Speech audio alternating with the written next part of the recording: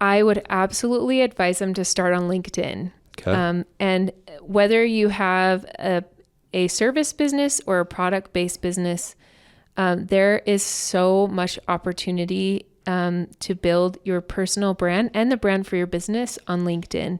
Welcome to Elevate Utah, Utah's #1 growth podcast. I'm Court Brady. I am Carlos Souza. And today we have Crystalee Beck. Thanks for having me. Exciting to be here. We're really excited to have you on. Quick introduction.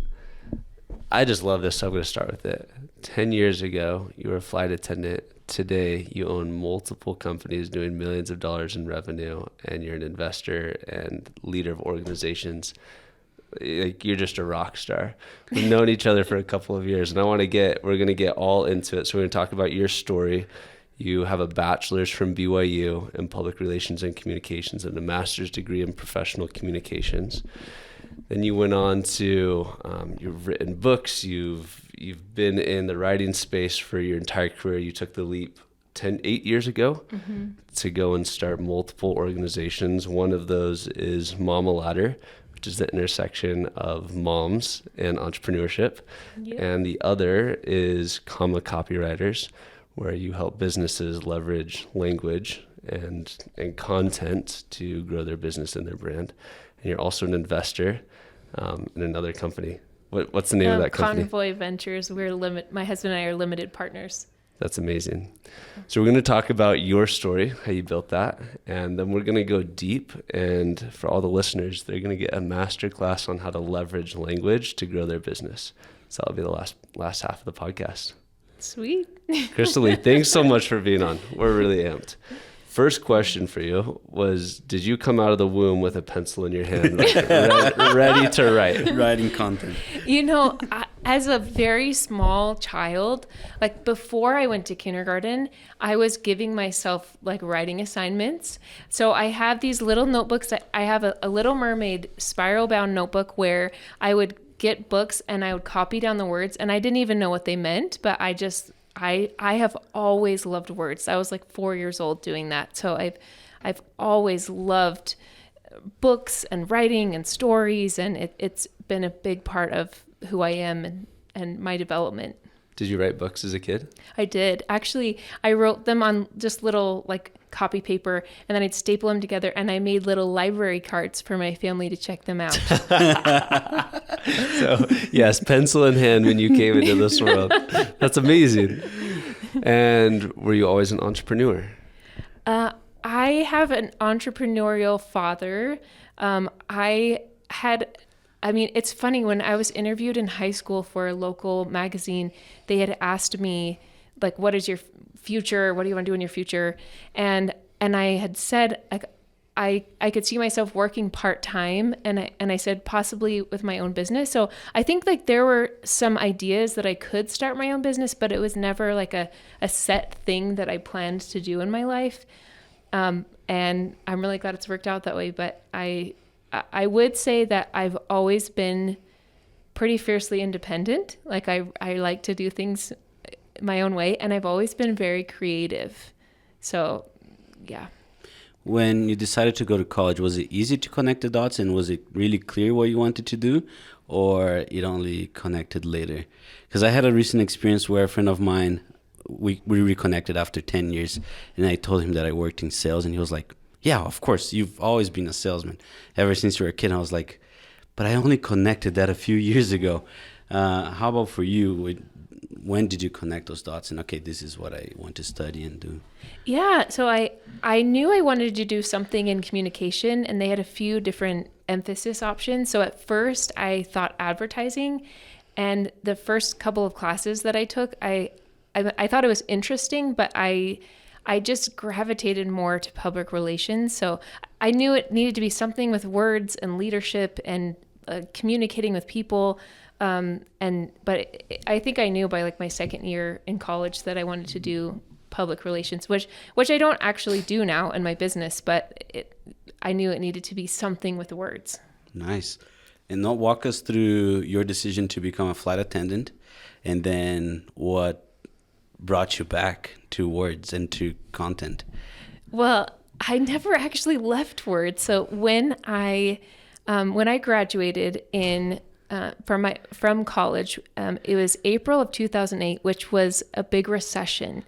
And I was prepared. Like, I had done 4 internships. I'd had a pretty successful academic career in college, and I was prepared to get a good job, but it was such a hard time to be hired. I had applied for more than 60 jobs, and I had it was about 10 to 12 of them who had me back for an interview, and then they would hire someone else. And so I was starting to get really discouraged. I basically had till the end of the summer to find a job, or I'd have to move home. I had a degree in hand, but I didn't have a job, and it was really scary. And I remember I had one of my mentors and my favorite professors, Susan Walton, who was a PR professor at BYU, say, why don't you look for a Fortune 500 company you can work with? She'd had a career in, and so I was like, okay. And I looked it up, and at the time there were only a handful of Fortune 500 companies in Utah, and one of them was SkyWest Airlines. And I had looked on all of their websites, and when I looked at SkyWest Airlines, they had a content developer position. So I applied for that role and ended up getting it, and it was doing the content for flight attendant training manuals and kind of technical writing, essentially. And so in order to do that role, they had me do the 3-week, 21-day, very intense flight attendant training. And so I was like certified to fly. And I only lasted 9 months in the office. Like I'm not a 9-to-5. Like, it just was not a good fit for me before I went out to fly full time and they call it like going online and getting your own line. So yeah, I didn't actually apply to be a flight attendant, but I ended out doing that. So, and it was such an adventure. Like, I made it to all 50 states at the age of 25. Like, I just met so many interesting people and got really comfortable with bouncing around the country and talking to anybody. And it was a really good job for me. Tell us about your first leap from W-2 employee to getting paid less because you have a bunch of W-2 people working for you. Yes. So, and I had mentioned, so just to tie this back in, I said that I'd never really left Words because I would sit in the jump seat after serving peanuts, pretzels, and cookies. I would always bring a notebook with me on every trip, and I'd be writing essays. And I would just be thinking to myself, I wish I could get paid to write. And so I ended out deciding to apply for a writing job, and I got a full-time marketing writer role at MarketStar, which is in Ogden. And in that role, I got to write for companies like Microsoft and Sony and HP and Yahoo, and just get some really cool portfolio experience, like building my confidence and seeing how these really huge, the biggest brands on the planet, like do their content. And so your question was, how did I take the leap from W-2? Okay. Yeah, from being an employee to being an employer. Yes. So I had been in that role, and it had kind of evolved into like an internal communication kind of role where I was the editor of our company magazine. They had about 4,000 employees, and I got to do some really cool things there. And after about 4 years, they had a big layoff where, and I had actually been on like the team that was planning the communication for the layoff, working with the CEO and the marketing director. And then 3 days before the big announcement, they stopped including me on emails. And I was like, oh, okay. Oh, no. So I'm part of this, which it actually, it all worked out because I had kind of a heads up and I knew it was coming. Like, I came prepared. Like, I had a stack of thank you cards, and my boss invited me in his office with an HR person. You know, they have to do that call. And I like had my thank you card, and he was like, oh, what am I going to do without you? And I had a baby at this point. So I had a 1-year-old. I was pregnant with a second baby, and I wanted more time with her. But I was our breadwinner in my family, and we had a really hard time making that financial baton handoff.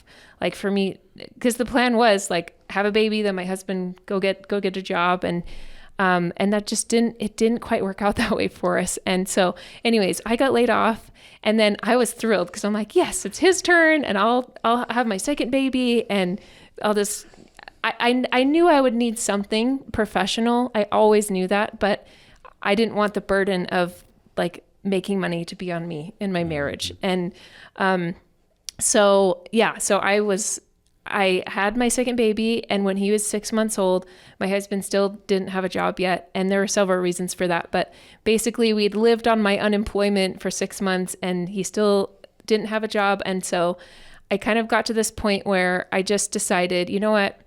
I didn't marry him for money. I married him because I love him. And if I need to step up and figure this out, I can figure out money. Like, I'm not going to let something as silly as money destroy our family or destroy our marriage. Like that's just not going to happen. Like, it's just money. I'll figure out money.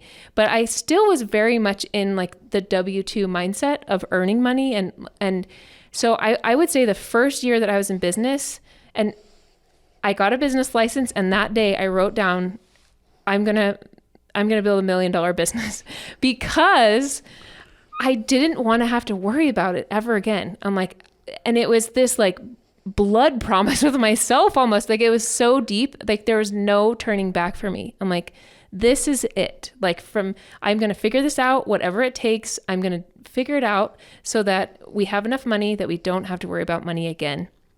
And that first year, I spent a lot of time changing my own relationship with money, like learning from all kinds of different leaders and reading so many books and just like dissecting the way that I thought about money and completely turning it around. I call it like my money matrix time, because I was like, wow, I've been taught my whole life that these are the ways you make money and the security of a W-2. But here I had been someone who had just lost my job, and that was not a secure way to get money. So I was like, I can either trust someone else to pay me money, or I can figure out how to make money myself.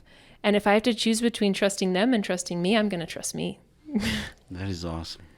Can you give us a plug on like a elevator pitch of what Mama Ladder is? Yes. So the Mama Ladder is the community that I wanted for myself. So I had started this business. I had 2 little babies. And in 1 week, I had 5 women come to me and say, like, how are you doing this? Like, I want to start a business. How are you doing it? And I just felt this very real call to helping them and helping myself, because I didn't see the community out there that I wanted for me. Like, I'd been to women's conferences that were all like gardening and genealogy and things that are great, but I wanted to talk about money. And then I'd been to more like business type conferences where I didn't feel like I could bring my full self to the table, and I had to almost like hide that I was a mom or like hold back. And I'm like, I want a community where I can bring every part of me to the table, and I can welcome other women who want to do the same, that we can own our ambition, and we can also own our nurturing, lovely, beautiful mother side of us. Like, we can bring the nurturing warrior to the table, both parts of us. And so the Mama Ladder, we serve women at the intersection of motherhood and entrepreneurship, and we do this with retreats, workshops, and the High Five Grant. So I host a workshop called Your 100 Grand Plan, Make Good Money While Being a Great Mom. And it's helpful for women that are looking for their first 100 grand a year or their first 100 grand month. So kind of anywhere along the spectrum of entrepreneurship. And I'm really sharing the very best lessons that I've learned in my business journey the past 8 years, and what I wish I would have known when I started. And then our retreat is called Mama Spring Break. It's a business and adventure retreat, and we've hiked in Zion. We've gone on a cruise to Mexico. We've ridden horses in Arizona, like at a cowboy ranch. Like we've done a lot of really fun things. And then the High Five Grant for Moms is, as far as I know, the world's longest running business grant competition that's specifically for mom-owned companies. That's amazing. That cowboy sounds ranch so much was fun, though. a cowgirl ranch. Sounds so much fun. You brought up something earlier, and I don't know if I'm going to get in trouble for bringing it up, but I think it's important to talk about. Do you think that I think there's been so much work socially to say guys and girls could do whatever they want, equal opportunity. I've seen my mom go through a similar experience of what you talked about and stay in a multiple relationships for longer than she may have stayed in them because of money. Yep. And you took the bull by the horns and just said, I'm not a silly thing like money. People don't approach money as a silly thing like money. People see it as security and life or death and freedom or bondage. Can you talk a little bit about that? Yeah, absolutely. So I am the daughter of parents who divorced when I was 11, and my mom had not finished college, and so she had to find kind of starter jobs, and she worked very hard. And looking back, like, I'm so proud of her. But at the time, she remarried when I was 13, and she still worked after. She's continued to work since then, but where they had a very traditional marriage where, like, he brought home the bacon and she was home with the kids, and I have nothing against that. I honestly think, like, being a full-time focused mother is the hardest job in the world. And honestly, I'm not cut out for it. It's too hard for me. It's easier for me to build $1 million business than be 100% focused on kids. It truly is. Like, that's just how I'm wired. But seeing the experience that my mother had at a very young age, 11, 12, 13, I said to myself, I never want to be in a position like that. I'd never want to be in a position where I don't have anything if a man leaves me or if a man hurts me, or if, I want to always have options. And I teach my children all the time, money gives you choices. Money gives you options. And when I say that I changed my relationship with money, and something I talk about in my workshop is that we get to define for ourselves how we use money. And just like fire is neutral. Some people can be afraid of it, like a forest fire, or it can bring comfort, like a fireplace.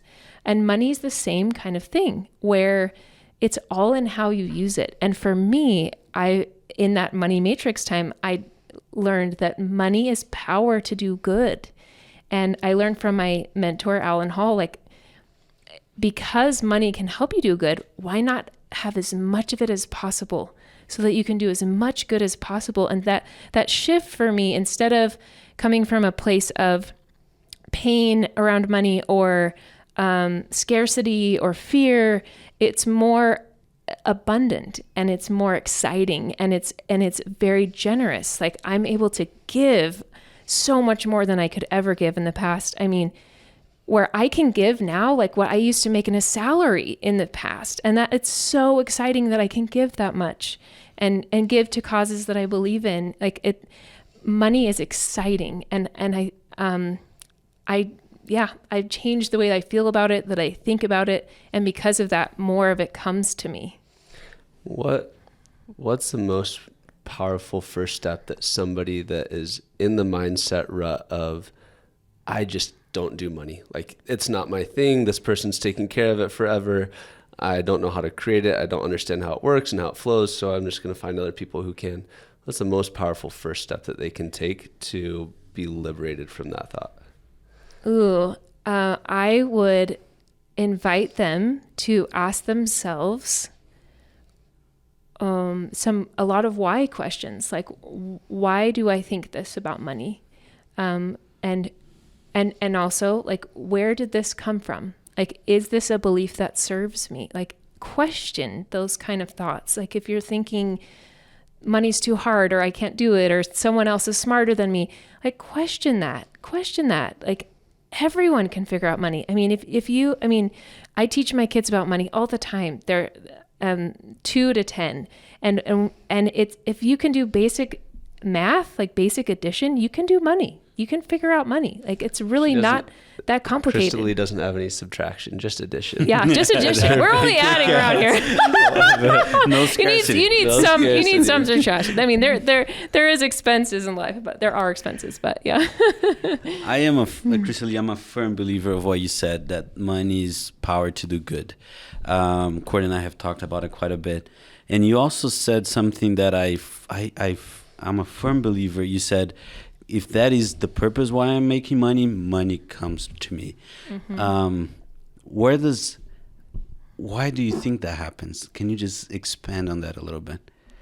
Well, I really think there is a universal law of reciprocity, that like what we put out into the world or the universe, and whatever faith or religion or whatever anyone is, like whatever we put out into the world comes back to us. And so when we are putting out value and we're providing value, like people want to pay for that value. And when we're thinking positively and we're looking to attract opportunities and we're taking action, like they're going to come to us. And it doesn't always come exactly the way that we think it might, but it comes. Like I remember, this is one example, like in those initial weeks when I had made this solid decision, no turning back for myself. Like I'm a person of prayer. Like there's a lot of prayer, but also a lot of like thought about, okay, I need a guide. I need a mentor. I need someone who can help me. Like, I don't know how to build $1 million business. And within 4 to 6 weeks, I had the founder and former CEO of MarketStar, where I used to work, Alan Hall, reach out to me and ask me to write his biography. And it was like all this, the angel, like it was this one of those, I mean, this is not an accident that he's coming to me. And here he'd built a $250 million business. And I got to spend 2 years learning from him and getting into every detail of his life and writing his life story for him and getting paid to do so. And the confidence that built in me, like him believing in me, but also me seeing like, he's a human and he has his flaws, and he's such an incredible, I mean, he's a larger than life kind of person, but he's also human. And I'm like, if he's a human that could figure that out, like I could figure out, like, I don't need $250 million, but do I want 5 to 10 million? Yeah, that sounds great. I'm like, why not me? Why not? And so I think that when we allow ourselves to ask for what we want, and whether that's in prayer or in our own heart or however you want to approach it, and be brave enough to ask and be very specific on what we're looking for, like there's no way I could have ever scripted that he would come to me like that. But I did make the ask, like I need a mentor. I need someone who can help me build $1 million business. And that is what knocked on my door. Like that's what happened. I love that. I also, I'm a firm believer of everything you said. I also think that there is an extra motivation that comes from when you understand that the world around you kind of depends on you a little bit, right? Like your family, and then after your family, your community, and then after your community, you kind of just play bigger and bigger and bigger. And then once you understand, man, it's not just me, my wife, and my children that depend on me. There's just another group of people. I think it just creates extra inner motivation that makes us work harder, create more, and work smarter. So kind of adding that to what you said, I keep thinking about it. I keep having these conversations with friends of mine, and I think I'm glad that we're talking about it here. I also have another question. You mentioned you were in a position where you were let go, and then you were living on unemployment, and then your husband was also unemployed at the time. There's this with the second baby. And I want to give him some credit because he's doing great in his career now. So yeah, shout out to you, Ryan. Just want to make sure that's clear. Like he's not like a deadbeat or anything. He's done fantastic. I'm so proud of him. But yeah, continue. I love that. There's this concept I think we've had multiple people here in the podcast they were thrown in those situations, and those situations propelled them to go and become entrepreneurs and ended up being millionaires. I guess not really a formed question, but can you talk a little bit on that? The principle, I think there's actually a name, it's beta something, that sometimes people just have good enough of a job that they dream of becoming entrepreneurs, but they never take that leap of faith. But then it's almost like better for you if something terrible happens to you than your setback, and that setback kind of propels you to move many steps forward. Does that make sense? Can you just talk a little bit about that? Yeah, absolutely. Well, and And I think I probably was one of those people where, I mean, it was coming to a climax of like frustration for me where I wanted out of my corporate ladder job, but I didn't know how to get out. So it was such a gift that I was let go. Like I needed someone to kick me out. And I think that if we are looking for it, that we can find purpose in our pain. And in the very darkest, hardest moments of our lives or our marriages or relationships, there is always a lesson for us if we're looking for it. There's always something we're meant to learn. And I've noticed the same pattern with people that I really respect, or, you know, authors, leaders, whatever, that there's almost always like a turning point in their life where they kind of hit rock bottom. And that was a rock bottom, like a financial rock bottom, a marriage rock bottom. And I think we have to decide, am I going to sink or am I going to swim? And we have to realize for ourselves, like, no one is going to save me. I need to be the one to save myself. And that's for ladies too. I mean, absolutely. We can save ourselves, ladies. Absolutely. Like, we don't need to wait on a man to save us. Like, we have the power within us to do and be and create what we need to get out of hard situations. You're the second person out of the 50 people we've interviewed that have said, no one's going to save me. I have to save myself. Do you remember who the other person was? Taylor? It's Morgan Lemaitre. Oh, yeah, that's true. The only other girl that we've had on the podcast. Yeah. Said the exact same thing, and I just think that is spot on and so true. One thing that you said that connects both of these things is, as we've all heard, more money, more problems. I think that as that grows, I think that is a great motivation. But what you were talking about, as you build, it's not just you, then it's your family, then it's your extended family, then it's your friends, and it's all of your employees.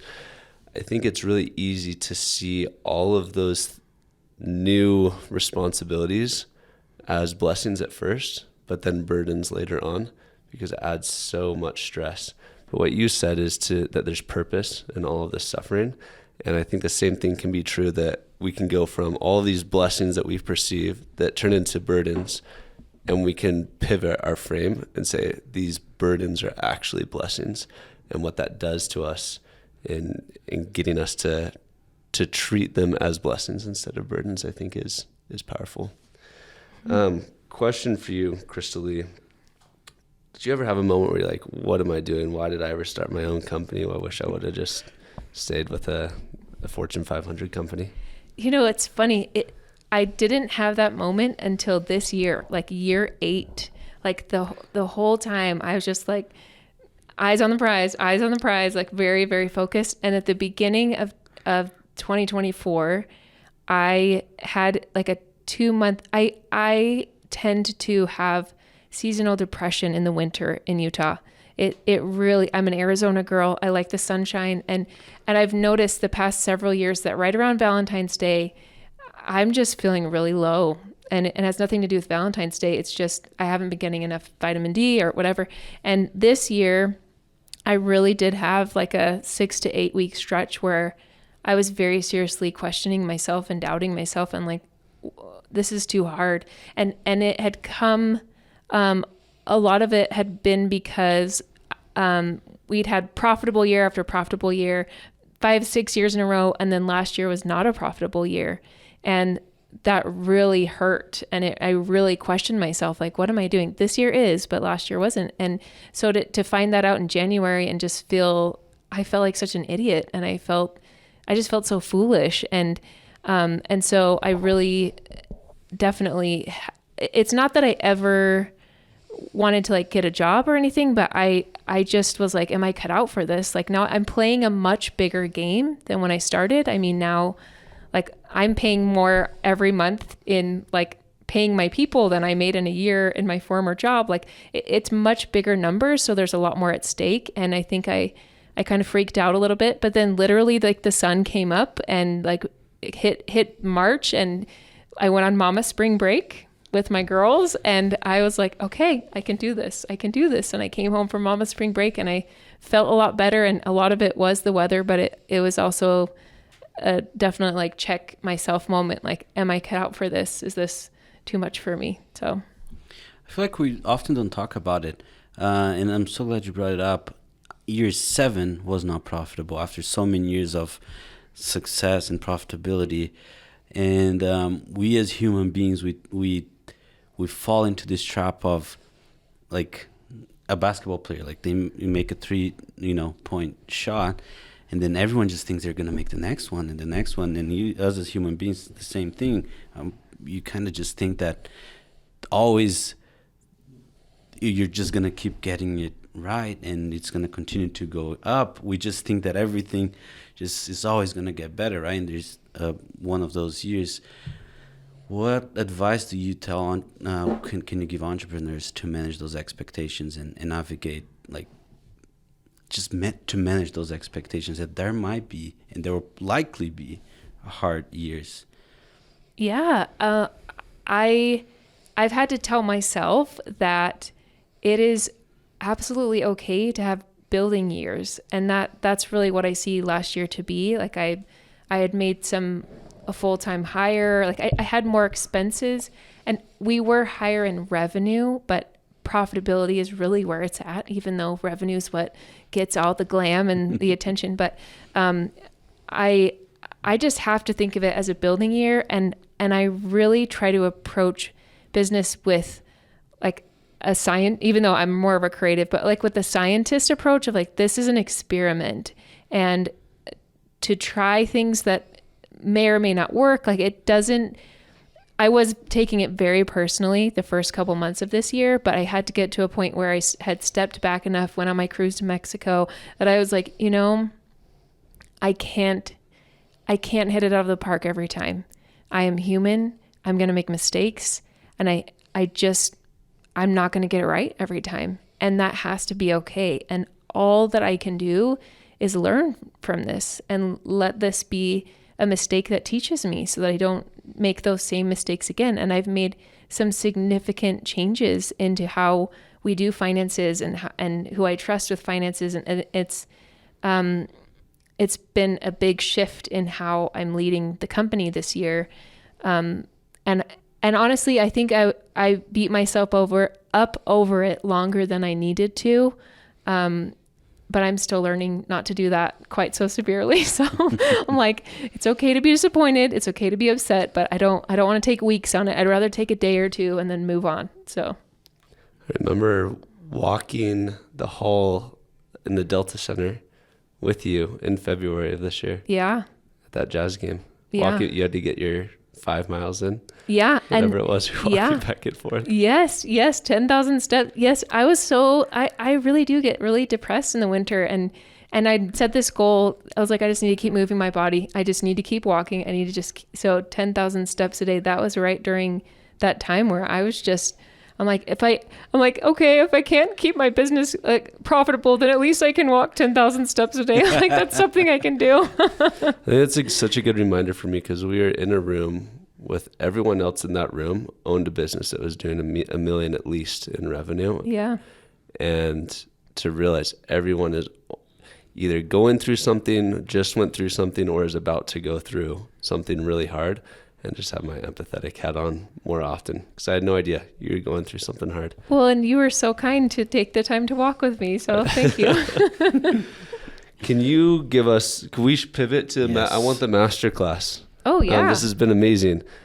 Walk us through a couple questions. So the master class on how to leverage language to grow a business. That's what you guys do at Copywriters. Yes. Copywriters. What size of companies do you guys work with? So we work with mid to enterprise level companies. So a lot of big technology brands, and about 60% of our business is tech. And then the rest is kind of all over the place, like nonprofit, healthcare, education. But we do have an emphasis in technology. So we write blog posts, case studies, white papers, emails, lead magnets, website content. We do a lot of long form, so things that are 500 words or longer. And not as much. We don't do like social media copy really. We focus more on the longer pieces. Got it. Companies that are just starting out that don't have a budget for this, where do they start? I would absolutely advise them to start on LinkedIn. Okay. And whether you have a service business or a product-based business, there is so much opportunity to build your personal brand and the brand for your business on LinkedIn.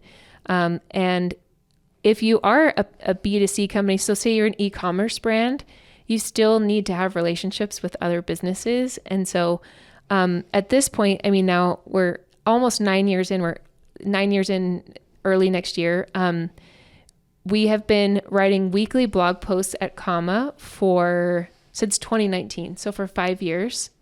And the amount of views that my website gets in a year versus what I personally get on LinkedIn for my personal posts, I get 10 times as many views on LinkedIn than our website with 5 years of blog posts. Wow. Yeah. So, I mean, you can start a blog, and really I would say that having an ongoing, consistent blog is really smart for those who have the budget for it, and for those that are it's a long-term game. So it's really good for those that are not depending on that for immediate leads, but that over the course of time, which it's been very exciting to see over the course of 5 years that our web page views have gone up so much, and we just have a lot of content to share on our personal website, because I'm in that category. Like I have a small, $1 to $2 million business that, and I had to start. I mean, 5 years ago we weren't at the $1 million mark. We were at like 141, like $100,000 business. So I mean, at that point, because we were writing and we wanted to demonstrate that we could write consistently, like that was something that I emphasized. But if it wasn't the service I was selling, I don't know that I would advise that for someone else, if that's not the service that they're selling. For us, it was like the cobbler's kids who have no shoes. I was like, I want the cobbler's kids to have shoes. Like if someone comes to our website to hire us to write for them, we need to demonstrate that we can deliver and be consistent and have high quality content. And so that absolutely was a priority for us. But I wouldn't necessarily say for someone who's just starting their company or is like less than $1 million in revenue, I wouldn't necessarily say that I would emphasize that over LinkedIn. So what do they do on LinkedIn? On LinkedIn, I would say that you want to pick 3 to 5 topics that you're extremely passionate about, things that you could talk about for hours and hours and hours, and you just have so much to say about. And I don't even care what it is. Like it could be pickleball, could be one of them. You want one of them to definitely tie in very directly to your business, but not all of them. Like you want some that are, and I've done this myself, where I decided my 5 buckets, and I had a year and a half where I had themes for each day. So I had, let's see if I can remember. I haven't done it for a while, and I'll share why. So I know it was Thankful Thursday, Founder Friday, Women Wednesday, Team Tuesday, and Marketing Monday. So like on Mondays, Marketing Monday, I would use the hashtag Marketing Monday, and I would share like tips for marketers. Team Tuesday was like leadership, because I have a team and I was sharing what I was learning. And then Women Wednesday, of course, topics about women empowerment. Thankful Thursday, I did research on managerial gratitude. I had a master's thesis that was published in an international journal, so I'd share about that. And then Founder Friday, share about being a founder. And so anyways, those were topics for me. So you can decide, and it doesn't have to be 5. It could be 2 or it could be 3. I do recommend at least 3 though, because you want to share different sides of yourself, and not just like, it would be frankly dull if you met someone at a party and all they wanted to do is talk about their business. Like, and LinkedIn really is like this 24/7 party that for professionals. Like that, if you think of it that way, like that's what it can be. And it's just like the ongoing like mingle, cocktail hour, like, and so I just last week I had someone say, I noticed that you always respond to everyone's comments and you always say something back. And I said, like, if they were to approach me in a room and say something to me, I would talk back to them. Like, I'm not going to just like shun them and walk away. Like, I'm going to give them a response. And so I really treat LinkedIn like conversations with people, and it has opened up so many doors for me, for my business, for my team, for me personally, for speaking, for me being part of different causes that I believe in. And there's so much power in LinkedIn for small businesses. And a lot of it is being consistent with your topics. And I said I would share why I changed. So I used to use the hashtag at the very beginning. So I'd do like hashtag Marketing Monday, and I had someone point out to me, who is a LinkedIn expert, when you do that, someone who's scrolling on their phone, like those first 20 letters are such key real estate that you don't want to waste them with a hashtag. You can put that hashtag at the bottom, but you don't want to waste it. Like, the very first line that you say in any post, just like in the news, like that is your lead. You don't want to bury your lead. So you want to start with something that is compelling and juicy and interesting. Will you break down the entire post for us? Like, do we want a picture? Do we want a video? Do we want like the 20 characters right there? And then how many paragraphs? How long should it be? What should you end with? Yeah. And I mean, I don't know the exact science of this. I'll just share what's worked for me, okay. I guess. So that's all I can do, because I wouldn't say that I know all the algorithms of LinkedIn, but I always try to use original photography. You don't want to include links in the post itself. You'll say, see the link below in the first comment. When you use the links, you get dinged and it just doesn't work as well. So I try to use, and it doesn't have to be professional photography, but that does help. If you have professional pictures, you might as well use them. But I always try to include a photo. It's pretty rare that I'll share something without one, just because we're visual creatures. So it just instantly helps people connect with you more. Like, I shared my silly Halloween costume, and get this was wild. So on Halloween, I had dressed up as a skeleton with my kids, and I was like, I'm just going to have fun with this. We're hiring 2 writers right now. And so I did the first line was, this is not a trick. We're hiring at comma copywriters. And then I saw that post. And then I just did like I just kept it pretty short and brief, like apply before November 8th or whatever. And within 24 hours, we had 93 applications. Wow. And now we're 5 days later, we're at like 130 applications. Like, we're going to have a really hard time deciding who to hire, honestly. I like made a problem for myself, but I mean, that's the power of like having a powerful image, a very clear and compelling first line, and also like showing up consistently over many years. And I don't know, there's probably 60 comments on it now. And one lady was like, I've been following you for a year and waiting for a post like this. And I'm like, yes, that's exactly why I show up here, is so that when I need the people that I want to find, that they are looking for me. I wish that I had that kind of power for people who want to work with us. Like, it's exciting to have 92 people who want me to pay them, but I'd love to have 92 leads who want to pay me. Have you been able to convert on that side through building a LinkedIn? Oh, and that it does help. It does help for sure, but it's definitely a lot more effort to like convert them and just get to the initial conversation and get them their proposal. And I mean, and we have raving reviews from the people that work with us. Like, I'm very, very proud of the work that my team does.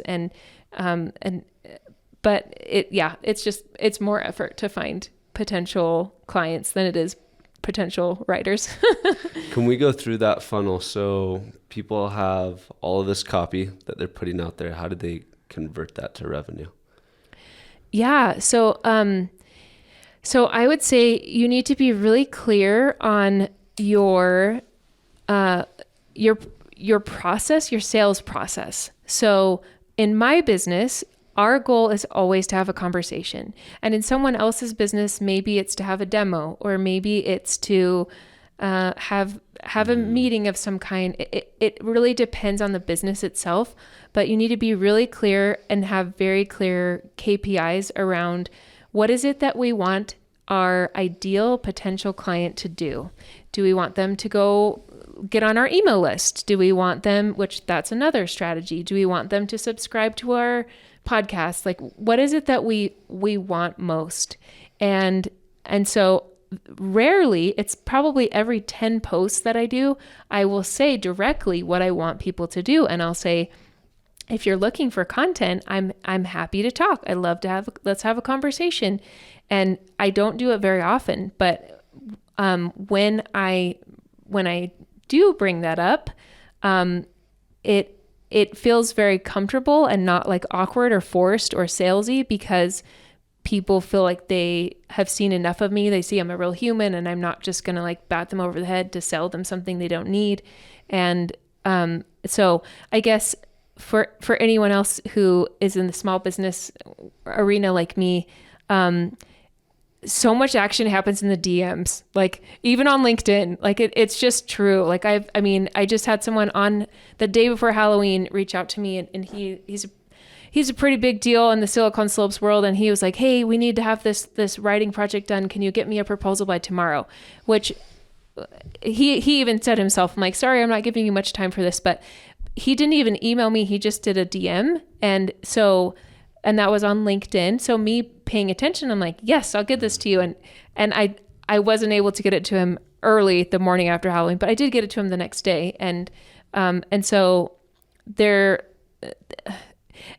things that you post publicly are really to guide people to have one-on-one interaction with you, either in messages or in conversations, and being proactive and knowing when to like pounce, for lack of a better word, like when it's time to act quickly. Like that's kind of the make or break of getting the value out of all the effort you put onto LinkedIn.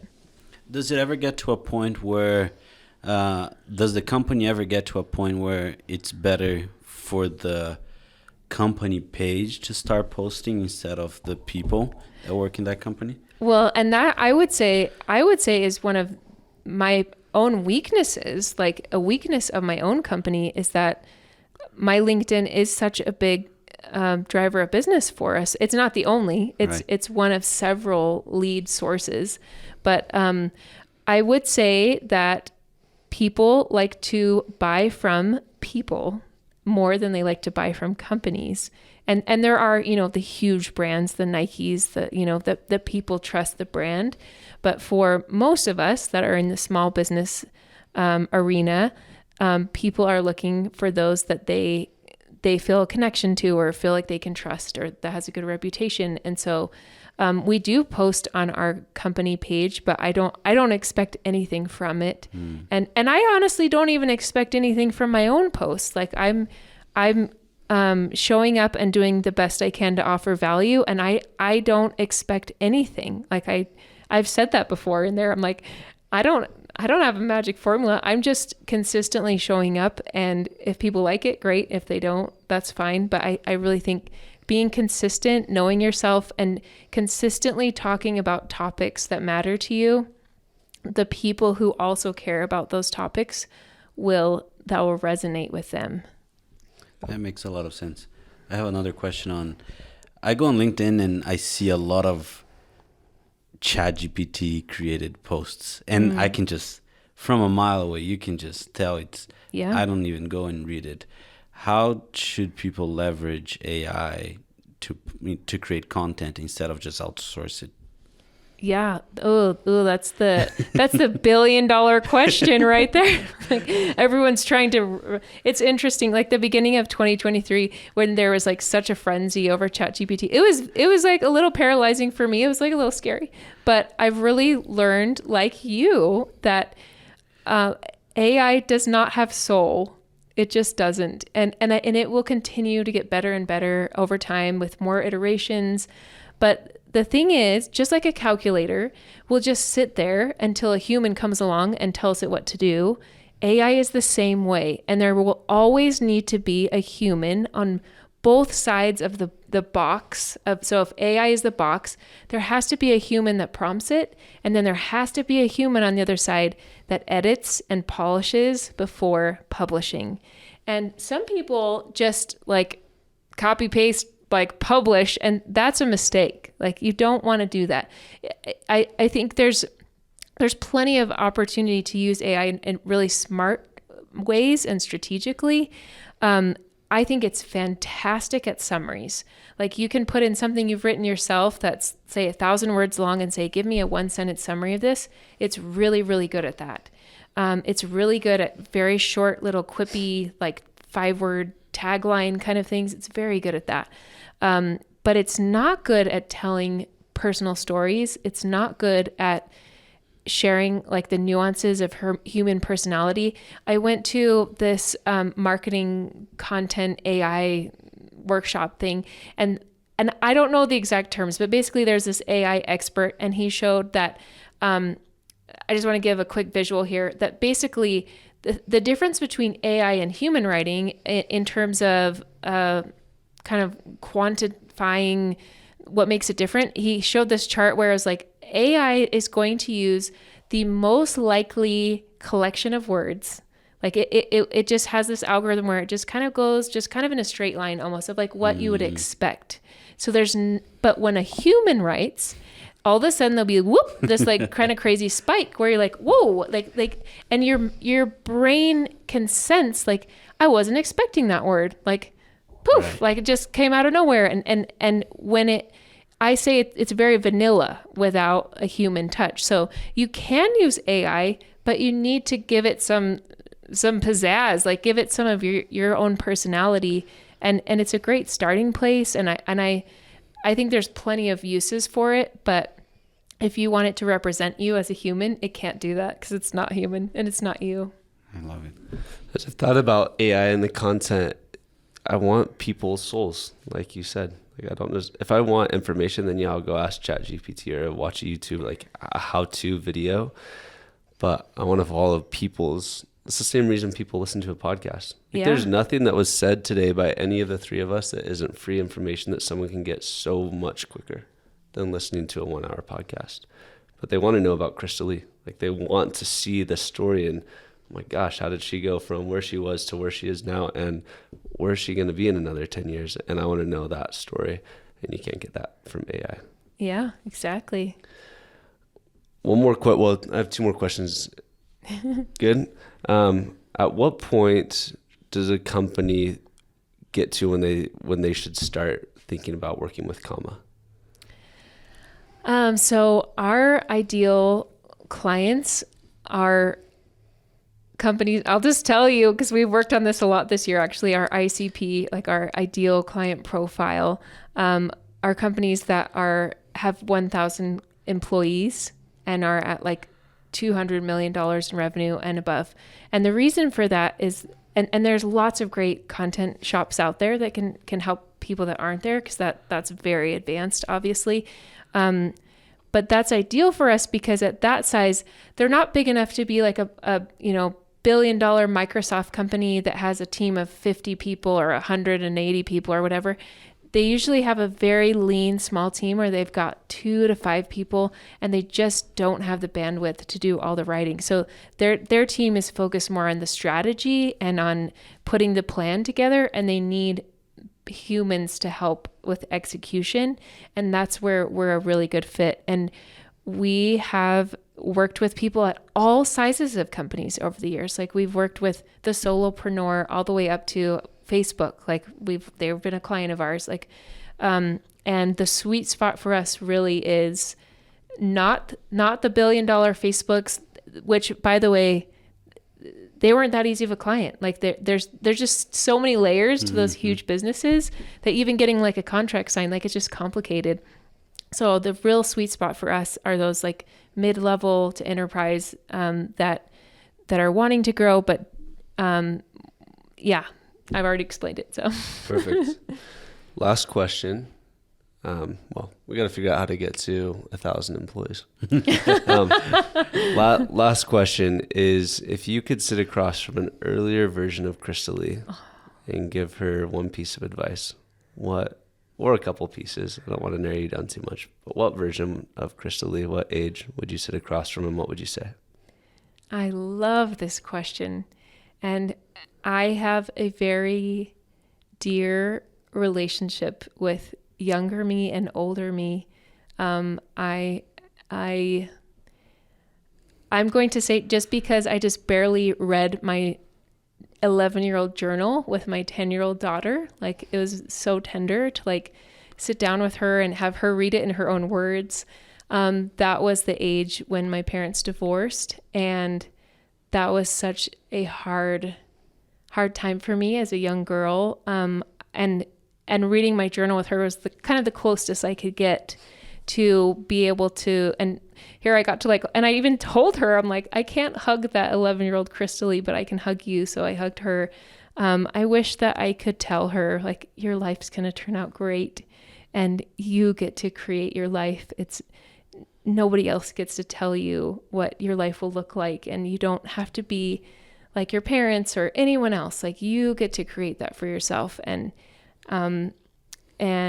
yeah, I wish I could hug that 11-year-old girl. This has been amazing, Crystalee. Thank you for sharing your afternoon with us. Oh, that's been so much fun. You have great questions. And you have great answers. Thanks, Crystalee. This was a treat. Thank you. That's a wrap.